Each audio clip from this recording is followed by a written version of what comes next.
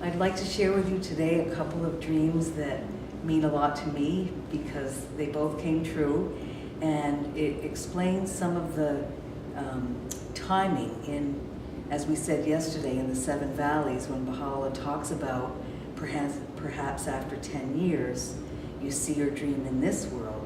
But it's not always 10 years. Sometimes it's sooner, sometimes it's later.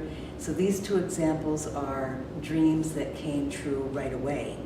One is that when I went to college, I was 35 years old, so I had long been on my own, supporting myself, and I had to pay for college, which meant I also had to work while I was going to school.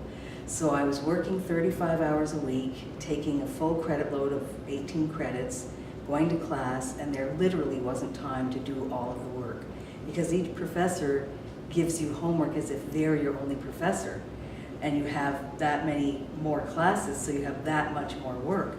So I would say my evening prayers and I would tell Baha'u'llah, I literally don't have time to do the research, but I want to do well because excellence in all things, especially for Baha'is, and being 35 years old, I wanted to be a good example. So I said, you'll have to help me out by doing the research. I'll do the work, I'll write the papers, I'll go to class, but you've got to help me out here. So I would go to sleep and I would have a dream, and in the dream I would see a book with the title very clearly, and then the next thing I would see would be the page number, and then it would focus in on a certain paragraph of that page.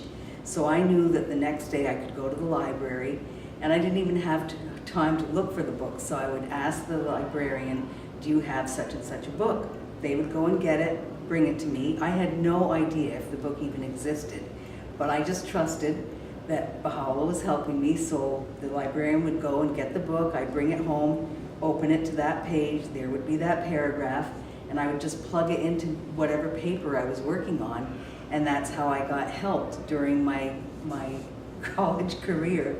Somebody said, oh, you were cheating, but I think of it as Baha'u'llah tells us to ask in prayer for what we want. It's conversation with God. That's what prayer is, conversation. And just like you would ask a friend to help you if you needed something, I consider the central figures of my faith my friends. So I ask, and if I receive, I say thank you. So that's one story that happened immediately.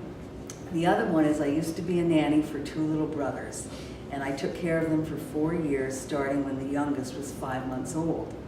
When he turned 2, it was almost as if somebody flipped a switch, and he just started speaking in full sentences. Had never done that before, had just, said little words and sounds, but all of a sudden these full sentences were coming out of him.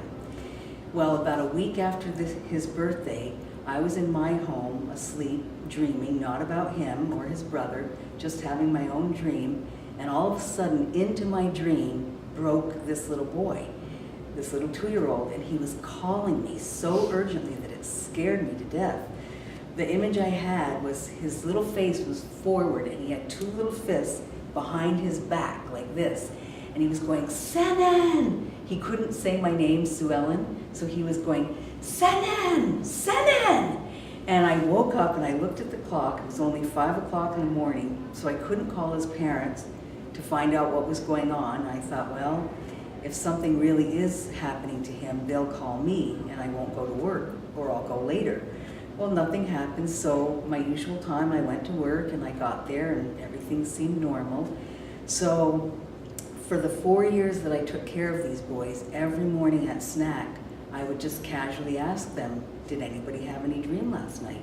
Because I wanted them to have access to the dream world and to understand it and know that it was a real world, and it wasn't just something that was happening while they were sleeping, and they could talk to me or whoever they wanted to about their dreams.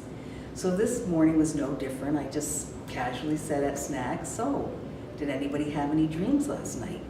And this little 2-year-old, without missing a beat, says, yes, I dreamed about you. I was calling you. And he put his body in the same position, made 2 little fists, put them behind his back, leaned forward and said, I was calling you. I said, Suellen! Suellen! And I said to him, well, you know what? I heard you and I saw you. I was asleep in my home, having my own dream. You broke right into my dream. And I said, what did you want that was so important that you had to do that? He said, I want to go to the museum today. I said, fine, we can do that. And we went to the museum. So I think talking with your children about dreams, even as a teacher I did this with students, it's very important. And even with very young children, a class of 2-year-olds, I had them make dream catchers because they were interested in spiders and webs. So I connected this curriculum to what they were already interested in. And I made these dream catchers with them, and the whole time we were making them, I just talked to them about dreams. And often children have nightmares and they don't know what to do with them, and they don't really understand what a dream is.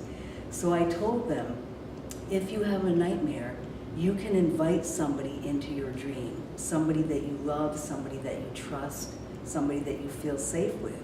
You can invite them into your dream for help. So I had this class with these 2-year-olds.